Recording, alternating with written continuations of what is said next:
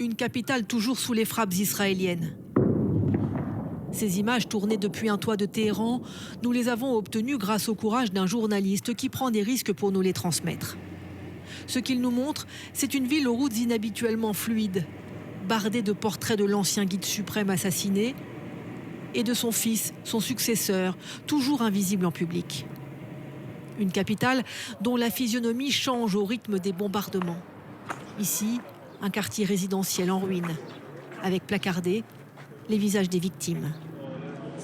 Là, une université technique soupçonnée d'abriter des gardiens de la Révolution est visée il y a quelques jours. Dans le centre déserté de Téhéran, ce qui frappe, ce sont ces commerces rideaux baissés, ces dizaines de banques fermées aux grandes dames des usagers privés d'argent liquide. Une économie qui s'effondre et l'anxiété de ce fleuriste habitué à faire le plein en cette période de Nouvel An perse. On ne sait pas quand et comment va se terminer cette guerre. Si le peuple gagne, on peut avoir l'espoir de retrouver une vie meilleure après. Mais si on perd, c'est terminé. On va payer le prix fort. Pour le moment, j'ai plus d'espoir. Espérez quoi? Un mois de conflit et les seuls qui osent prendre la rue sans crainte de s'exprimer, ce sont les partisans du régime. Un régime affaibli, mais toujours debout. Lançons la dernière attaque. Tuons Trump l'infidèle. Ces Iraniens, qui représentent environ 20% de la population, se rassemblent chaque soir, malgré les frappes qui continuent.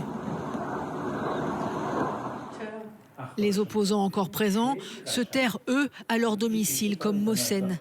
Privé d'Internet, cet enseignant reste rivé aux chaînes de l'opposition à l'étranger, diffusées par les satellites encore en marche. Il suit les volte-face du président Trump, dont il a souhaité l'intervention. Son quartier est connu pour sa contestation et ses cris nocturnes contre le guide suprême. Mais ces jours-ci... En ce moment, on entend seulement les partisans du régime qui hurlent dans leur mégaphone. On a une voisine comme ça. Tous les soirs, elle scande bien fort le nom du guide suprême depuis sa fenêtre. Nous, si on sort, le régime va nous tuer et continuer à nous massacrer. C'est trop dangereux de protester. Ces images d'un gardien de la Révolution qui tire sur des opposants à leurs fenêtres terrorisent la population. Cet autre habitant de Téhéran, lui, part souffler à la campagne. Il nous résume ses illusions envolées. Un jour, on entend que Trump veut négocier.